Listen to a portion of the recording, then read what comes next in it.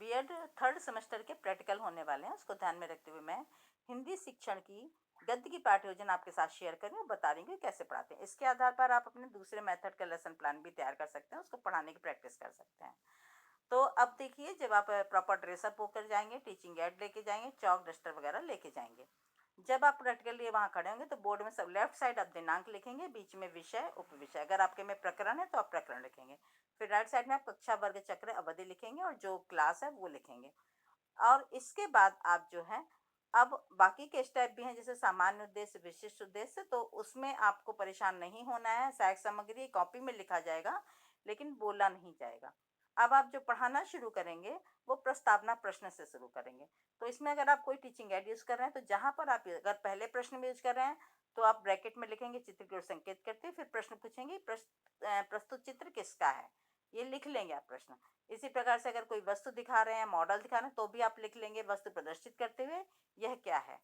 तो इस प्रकार से आप बना लेंगे और प्रश्नों में श्रृंखलाबद्धता होगी, जो यानी कि पहले प्रश्न का जो उत्तर निकला कि जैसे आदिवासी कहाँ रहते हैं, जंगल में। जंगल में फिर उससे उसी से बनेगा दुश्मन, जंगल में कौन कौन से जीव जंतु रहते हैं। तो इस प्रकार से देखिए कि चौथे प्रश्न में आपका ये टॉपिक निकल आया, फिर उद्देश्य कथन बोला जाएगा और उसके बाद आप जो है वो विषय के आगे अपना टॉपिक लिखेंगे। अब ये प्रथम अनविति है। तो प्रथम अनविति चूंकि कॉपी में आपको ऐसे ही लिख के लगाना है। और अब देखिए, पढ़ाना आप कहाँ से शुरू करेंगे, प्रथम अनविति से। उसके बाद तो प्रथम गद्य संकेत यानी कि पाठ को दो भागों में विभाजित कर लिया जाता है हिंदी में गद्य की पाठ्य योजना में, और जो आधा भाग है वो इसमें शो किया गया है। अब प्रथम आदर्श पठन है, तो इसमें आप कोई टीचिंग मॉडल बना सकते हैं, उसके माध्यम से बच्चों को कहानी सुना सकते हैं, या फिर बुक से पढ़ के सुनाएं, तो वो कम रोचक लगता है, इसलिए अगर टीचिंग मॉडल बना लें तो बहुत अच्छा रहता है। फिर उच्चारणाभ्यास में आप जो है क्या करेंगे कि जो 4 शब्द लिखे हैं तो एक एक शब्द बोर्ड पर लिख लेंगे, फिर पॉइंटर की सहायता से यानी कि संकेतक की सहायता से बच्चों को पढ़ना सिखाएंगे। जैसे बोधिसत्व है तो बा, ओ की मात्रा, छोटी ई की मात्रा, धा, सा, ता, आधा ता, फिर वा। तो जैसे आप बोल रहे हैं वैसे आपके साथ साथ बच्चे बोलेंगे। फिर आप बोलेंगे बोधिसत्व तो बच्चे भी बोलेंगे बोधिसत्व। ऐसे आप उच्चारणाभ्यास कराएंगे।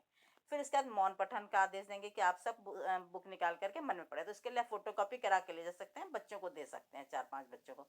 फिर उस जब बच्चे उस पाठ को पढ़ लें 2 सेकंड केवल रुकना होता है आपको, क्योंकि आप प्रैक्टिकल दे रहे हैं, आपका इवेल्यूशन होना है, आपको बच्चों से नहीं पढ़ाना है। फिर आप बोध प्रश्न पूछेंगे, तो यानी कि जैसे ब्रह्मदत्त कैसा था, पढ़ के बच्चे जान सकते हैं कि नाम क्या है, तो प्रश्न सरल होने चाहिए और हिंदी में प्रश्न डायरेक्ट किए जाते हैं। फिर बोधिसत्व जंगल से क्या लाकर खाते थे, पके गोदे। तो ये आपका बोध प्रश्न आ गया। तो आप 1-2 ही प्रश्न पूछेंगे, बहुत ज्यादा नहीं पूछेंगे। फिर शब्दार्थ कार्य, तो शब्दार्थ कार्य देखिए, शब्द अर्थ विधि स्पष्टीकरण। कॉपी में 4 चीजें लिखी जाती हैं, लेकिन बोर्ड पर आप केवल शब्द और अर्थ लिखेंगे, विधि स्पष्टीकरण नहीं लिखेंगे। अब आपको देखिए कि विधि में आपने वाक्य प्रयोग, विलोम शब्द, पर्यायवाची, समानार्थी और प्रश्न विधि कोई भी प्रयोग कर सकते हैं, ये यहाँ पर लिखा होगा। तो आप वो शब्द लिखिए जो आपको याद रहे। जैसे कि दुर्गम लिखा है, अब दुर्गम का अर्थ आपको निकालना है, तो अपने शब्द के आगे नीचे लिख दिया दुर्गम। अर्थ निकालने के लिए आपने पूछा सुगम का बच्चों उल्टा क्या होता है, तो बच्चों ने बताया जहां पहुंचना कठिन हो। तो फिर आप बोलेंगे कि तो बच्चों दुर्गम का अर्थ क्या होगा, जहां पहुंचना कठिन हो। यानी कि जो हमें अर्थ निकालना है वो विधि के माध्यम से निकालना है। अब ये सस्वर पठन है। सस्वर पठन में आप क्या करेंगे कि एक एक बच्चे को खड़ा कहेंगे, 2 लाइनें पढ़ो। तो ये आपको सिर्फ बोलना है, वहां पर एक बच्चे से ज्यादा आप खड़े होकर पढ़वा सकते हैं, ज्यादा नहीं करना, क्योंकि उन्हें आपका देखना है वैल्यूएशन। फिर विचार विश्लेषणात्मक प्रश्न है। तो विचार विश्लेषणात्मक प्रश्न में आप वो प्रश्न पूछेंगे जहां पर बच्चे को दिमाग पर थोड़ा जोर देना पड़े या सोचना पड़े। जैसे ब्रह्मदत्त किस बात का सदैव ध्यान रखता था, तो सत्य असत्य या उचित अनुचित का। तो अब आपके प्रश्न जो है, आप ये देखें कि 3 से 4 प्रश्न ही करने हैं और सरल प्रश्न बनाने हैं, बहुत ज्यादा बड़े प्रश्न नहीं होने चाहिए। अब द्वितीय अनविति के जितने सोपान हैं उतने सोपान प्रथम अनविति में थे, बिल्कुल वैसे ही सोपान है और वैसे ही आपको पढ़ाना है जैसे कि आपने प्रथम अनविति में पढ़ाया था। और ये सारे सोपान आपको याद होने चाहिए, ये नहीं कि आप भूलें या नर्वस ना हो, क्योंकि प्रैक्टिकल कोई बहुत बड़ी चीज नहीं है।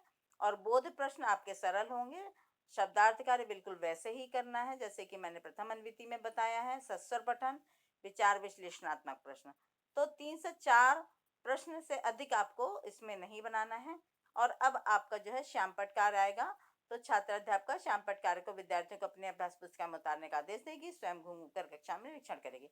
आपको केवल बोलना है कि बच्चों कि श्याम पटकार अपनी उत्तर पुस्तिका में उतार लें, और उसके बाद आप स्वयं घूमने लगे और देखें कि बच्चे उतार रहे हैं कि नहीं। तो ऐसा कुछ आपको करना नहीं पड़ेगा।